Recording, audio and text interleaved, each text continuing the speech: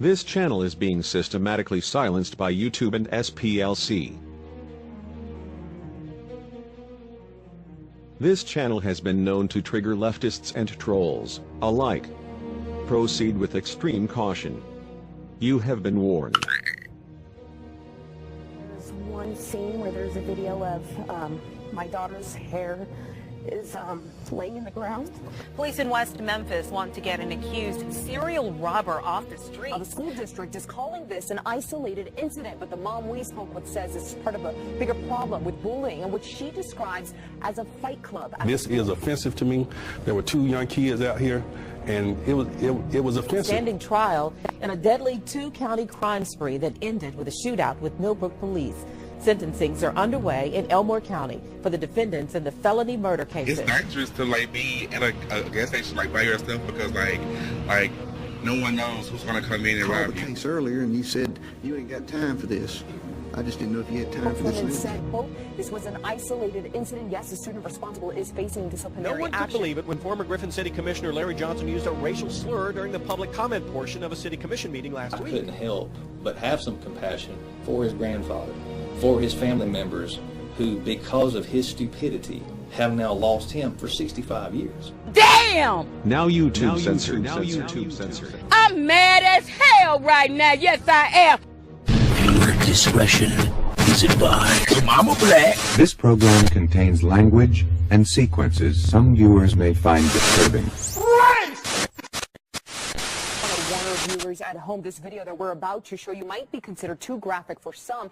Now, the school district is calling this an isolated incident, but the mom we spoke with says this is part of a bigger problem with bullying, and which she describes as a fight club at the school. Now, she says that this happened yesterday at Englewood Middle School. She says her daughter is a student being pulled by her book bag, by the other female student being punched on the head multiple times.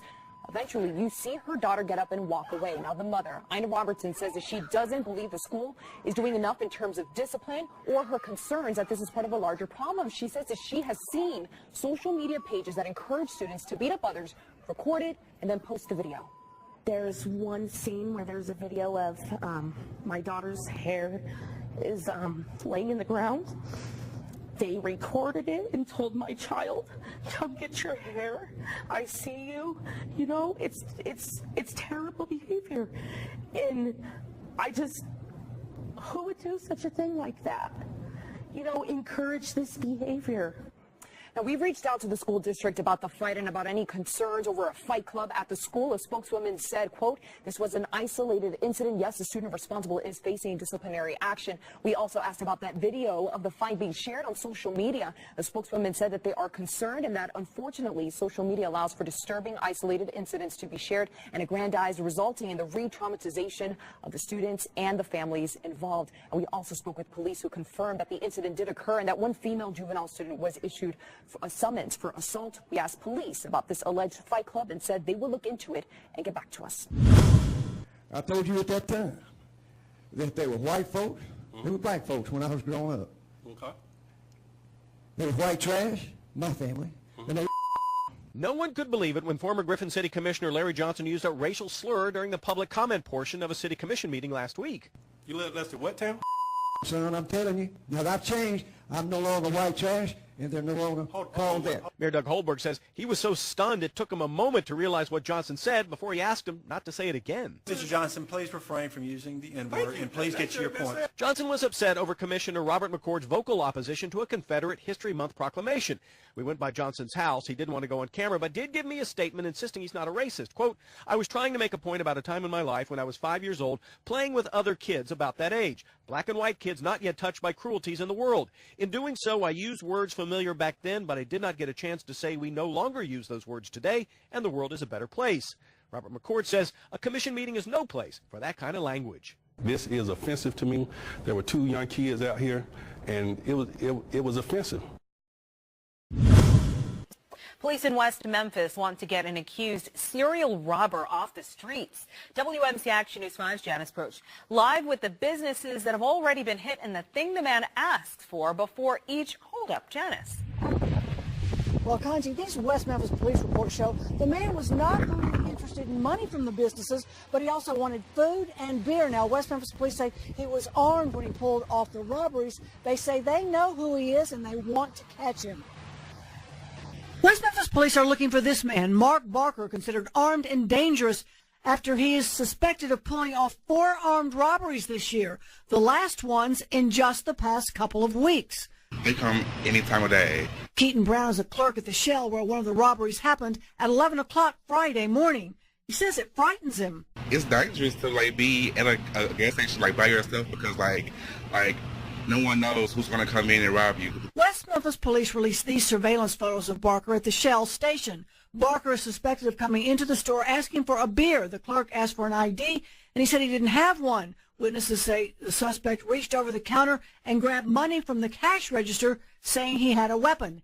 He got away with $100. On Wednesday, a Sonic on Broadway was hit. Barker, again the suspect. Police say a man walked into the Sonic around 11 o'clock at night as the manager was counting the money. The suspect demanded money, pulling out a box cutter. He got away with $1,500 in cash and a hamburger he asked for.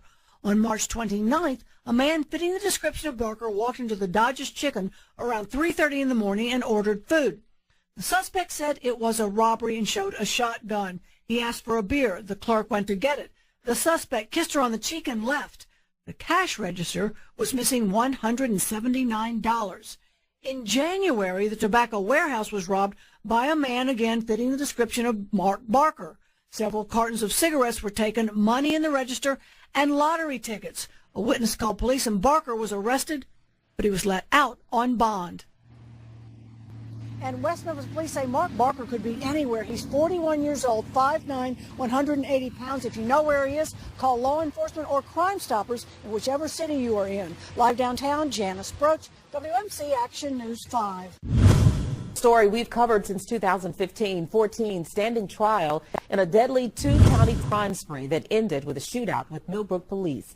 Sentencings are underway in Elmore County for the defendants in the felony murder cases. After sentencing, 3 of the 4 defendants will be heading to Montgomery for another round of trials for murder and charges related to an alleged carjacking. Jennifer Horton has the story. When I called the case earlier and you said you ain't got time for this, I just didn't know if you had time for this now. You just don't get it, do you? Elmore County Judge Sibley Reynolds didn't mince his words before sentencing Lakeith Smith. Smith was 15 when he was involved in an armed robbery in Millbrook. It ended with a shootout with police. Those shots ultimately killed suspect Adante Washington. A jury convicted Smith for Washington's death under the accomplice liability law. Give him a chance to tell you if he's sorry. He's had I've asked 2 or 3 times today. Anything else anybody wants to tell me? Are you sorry? I'm sorry. I'm asking if I'm home. Reynolds sentenced Smith to 65 years in prison for felony murder, armed burglary, and 2 counts of theft. For the jury verdict, he was laughing. And today in court, he was laughing.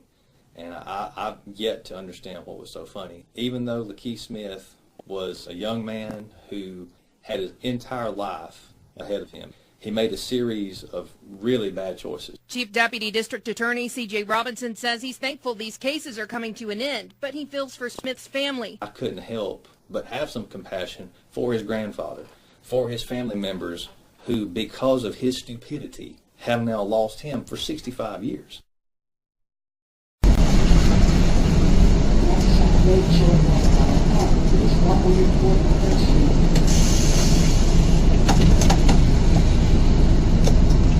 Flipping up,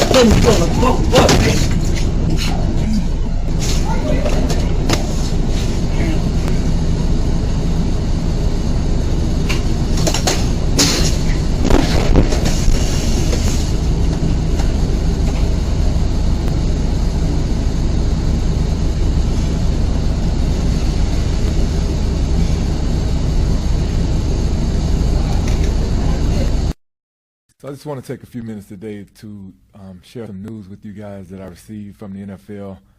I was informed that I tested positive for a banned substance. I was completely caught off guard by this. I've never in any way done anything to try to intentionally cheat the game.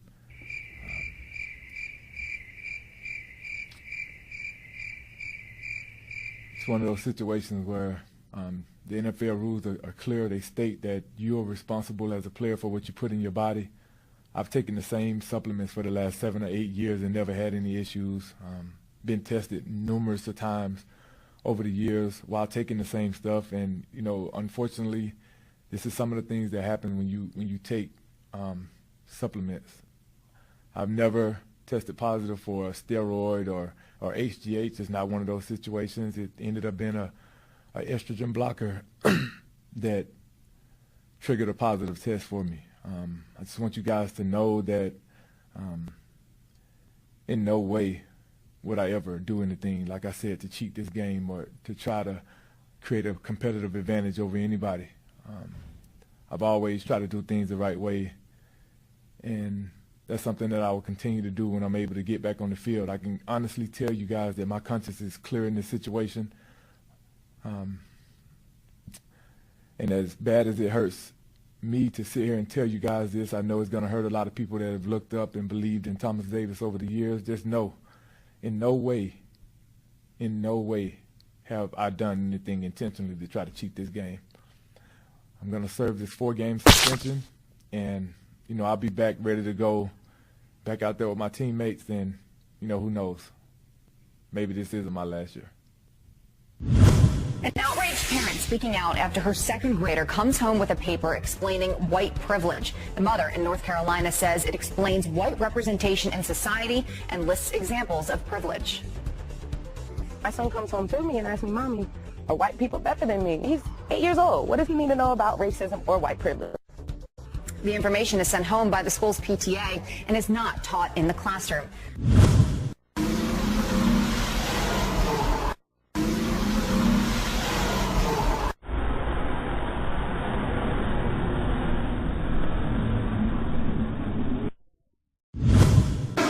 Bottom of my list, just like that. Okay, now stick out your tongue. Okay, you smoke cigarettes? Okay. What I want you to do is I want you to turn around and put your hands behind your back. You're under arrest for driving under the influence. Relax your hands. Relax your hands. Relax your hands. Relax your hands. Relax your hands. Crossing F7 and 1067 with Bravo Park.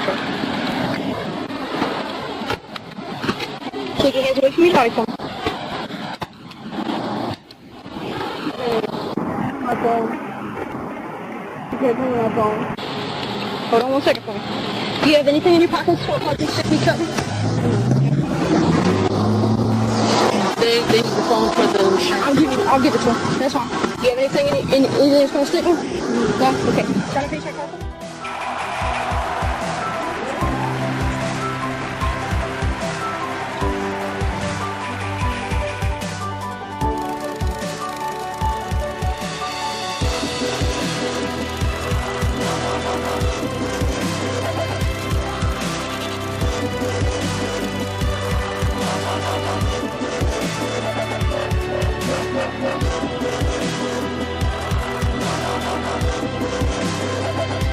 Big shout out to RG Channels contributor __.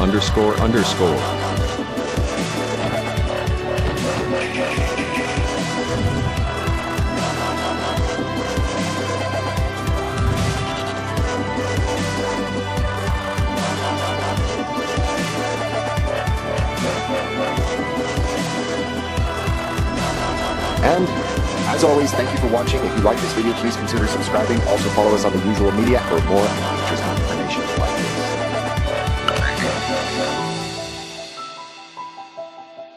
Channel moderators are Jershax and Michael Thomas. Thanks for your diligence and dedication.